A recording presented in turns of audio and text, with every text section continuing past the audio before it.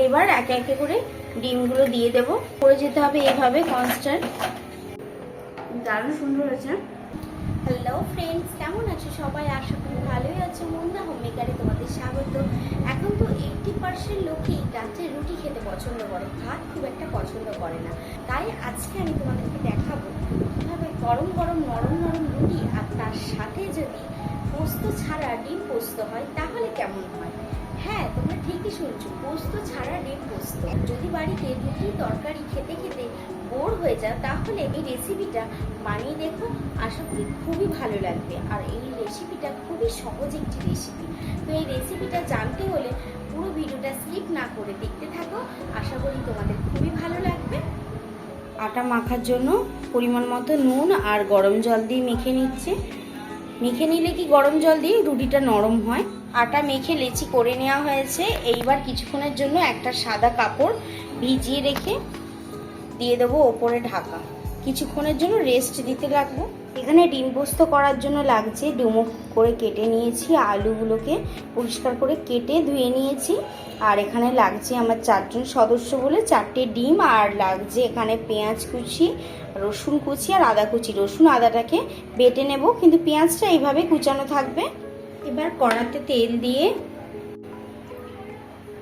তেলটা গরম হয়ে যাওয়ার পরে আলুগুলো ভাজার জন্য দিয়ে দিলাম, আর দিয়ে দিলাম স্বাদ অনুসারে নুন।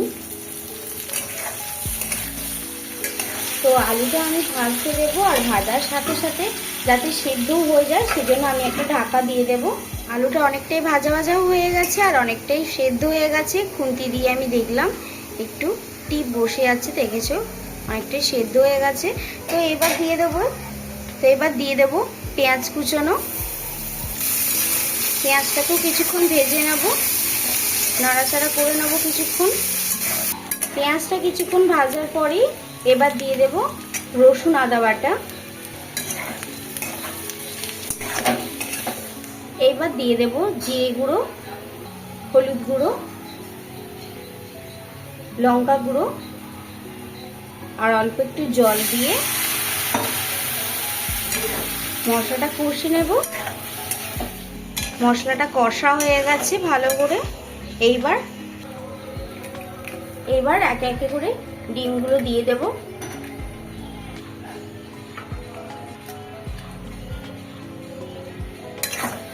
সব ডিমগুলো দিয়ে এইবার নাড়াচাড়া করে নেব।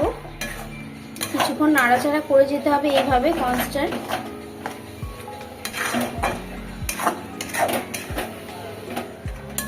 এবার দেখো কিছুক্ষণ নাড়াচাড়ার পর দেখতে পাচ্ছ ডিমগুলো বেশ জোড়া জোড়া হয়ে গেছে এইভাবে। তো আমার এখানে এটাই ডিম পোস্ত আমার এখানে তৈরি হয়ে গেছে। এবার আমি নামিয়ে নেব। দেখো আমি এখানে ডিম পোস্ত করে নিয়েছি, আর এখানে মা রুটিটা করে নিচ্ছে। রুটিগুলো প্রায় অনেকগুলো হয়েই গেছে এখানে। তো দেখিয়েছে কতটা পাতলা রুটি হয়েছে, আশা করি কতটা নরম হয়েছে রুটিগুলো, ফুলছে জাস্ট দেখো। খেতে বসে গেছি, দেখো এখানে কত সুন্দর পাতলা পাতলা রুটি হয়েছে আর কি নরম হয়েছে, দেখো কি নরম হয়েছে, একদম হাতের মুঠি চলে এসেছে। তো খেতে বসে গেছি, এবার দেখি কিরকম হয়েছে।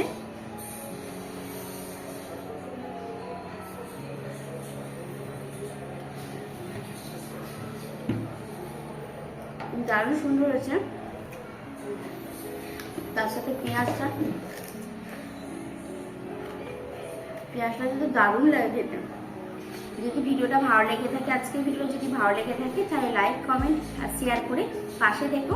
আরো নতুন নতুন ভিডিও পেতে গেলে মুন্না হোমমেকার চ্যানেলটা সাবস্ক্রাইব করে দিও। আর আজকের মতো টাটা, গুড নাইট।